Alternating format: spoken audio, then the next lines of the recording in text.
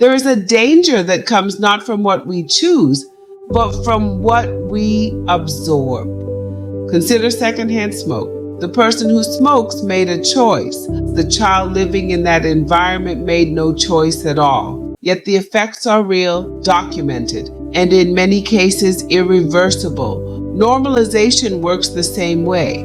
When something becomes the ambient environment, when it stops being a choice and starts being simply how things are, the people living inside it are shaped by it, whether they consented to be or not. That is why this conversation is necessary, not to create fear, but to create awareness before the normalization is complete, before it simply becomes the air we breathe. Welcome to Human Still, a conversation about faith, culture, and what it means to be human in the age of synthetic technology. This is not a space for easy answers. It is a space for honest ones, and this conversation belongs to all of us, not just me. So before we go any further, take a moment, drop a comment, tell me where you are watching from, and tell me this. When did AI stop feeling like a novelty to you and start feeling normal? I genuinely want to know. Deep wisdom in a fast world. Let's hear yours. Before we get into today's conversation, if you find value here, please like this video and share it with someone who needs to hear it.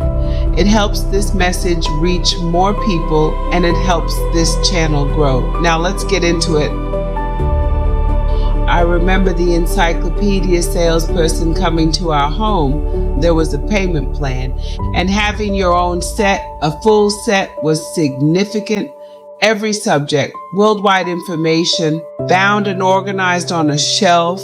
We kept it for years. And when we needed something more current, we went to the public library. That was the experience. That was the effort. The Encyclopedia Britannica is now online. But do we use it in our daily lives? Generally, we go to what is most easily accessible. We go to what requires the least effort. That is not a criticism. That is human nature. And it is exactly how an era arrives quietly. What constitutes an era? Not the day a technology is invented. An era arrives on the day that technology becomes invisible. The agricultural era was not defined by the invention of the plow. It was defined when human survival became quietly tied to the soil. The industrial era did not begin the moment a steam engine turned its first gear. It took hold when the rhythm of work, time, and community shifted away from the hearth and toward the machine. The digital era did not start in a government laboratory. It arrived when screens took up permanent residence in our living rooms, and eventually in the palms of our hands. Now we stand in the synthetic era, and like every shift before it, it is not arriving through loud announcements. It is arriving through quiet normalization. Here is something I want to say clearly. AI needs humans, not the other way around.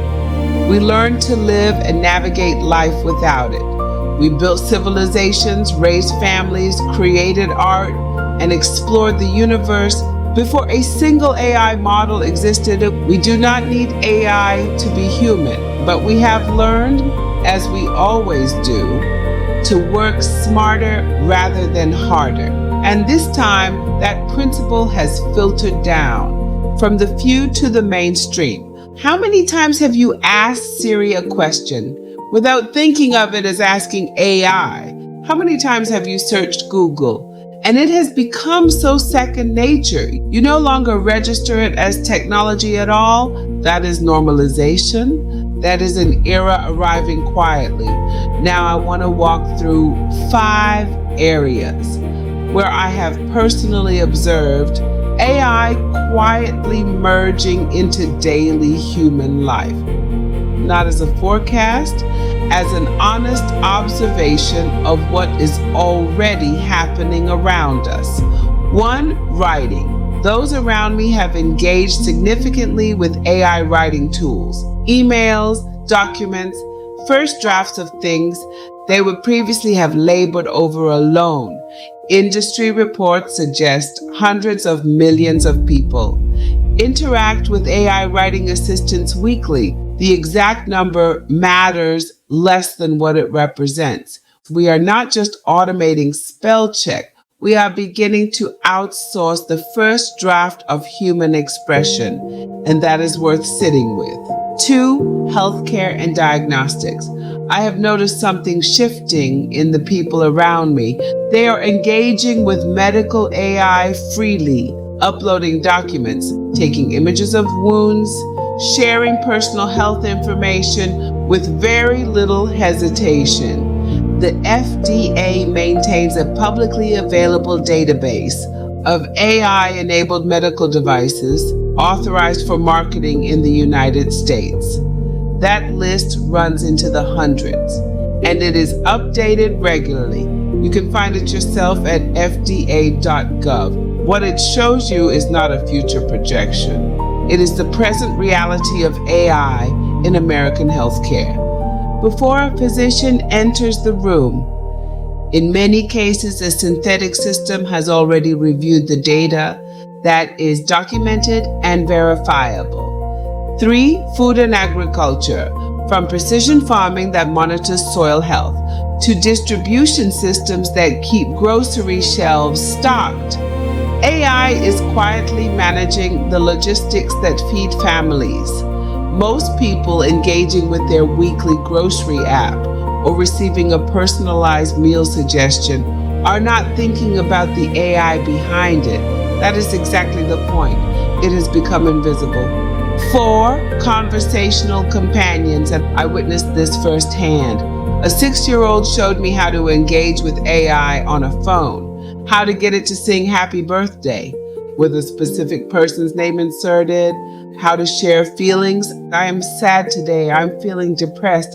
And the system responded with engagement, with advice, with a referral to seek further help if the feelings persisted. That child navigated it naturally, without hesitation and without instruction. That told me something important about this generation and how differently they are entering this era. 5, faith and spiritual guidance. There is a Bible AI app that is easily accessible right now, not just for reading scripture, for holding a question and answer session. And here is what I want you to notice. You do not have to type your question.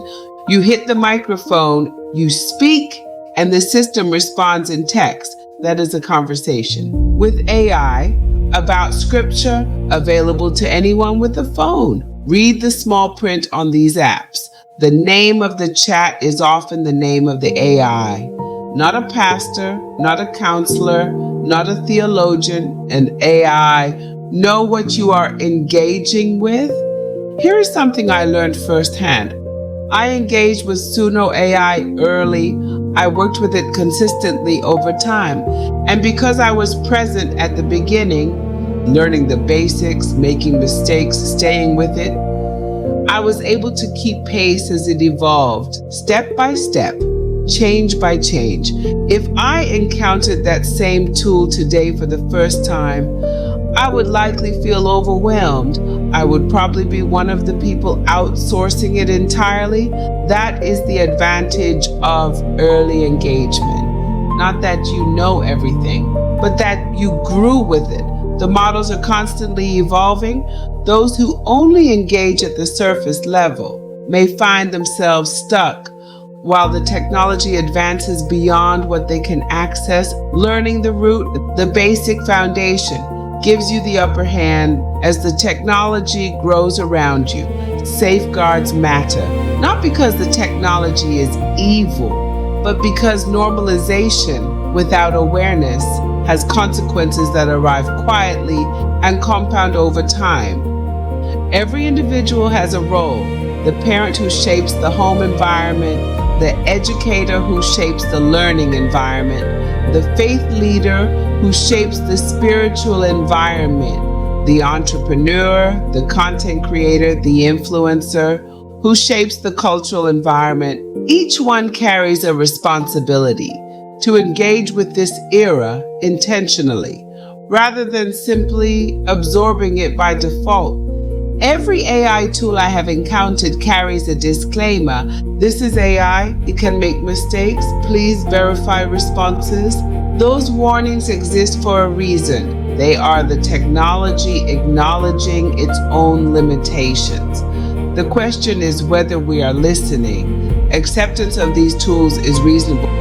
Its speed and accessibility are real benefits, but understanding the tool requires understanding its limits. And that understanding belongs to you, not to the machine. We are being set up to normalize speed, and speed unchecked impacts patience, and patience undermined impacts our ability to reason. In your patience possess your soul, your mind, your will, your emotions. They are strengthened by your ability to be patient, not by the speed at which answers arrive. The encyclopedia was slow, but it taught you to sit with a question long enough to understand it. AI answers instantly, and that is remarkable. But remarkable and wise are not always the same thing. I want to pause here and hear from you. Drop a comment below. Of the 5 areas I described today, writing, healthcare, food, companionship, faith, which one surprised you most? And which one have you personally engaged with without thinking of it as AI? Deep wisdom in a fast world. Let's hear yours. Thank you for joining me on Human Still. If this episode made you look differently at something you use every day, then it did exactly what it was designed to do. Consider subscribing and bring someone with you who is navigating this era without yet having the language for what they are experiencing, because that language matters. What makes you human is you. Own it. Human Still.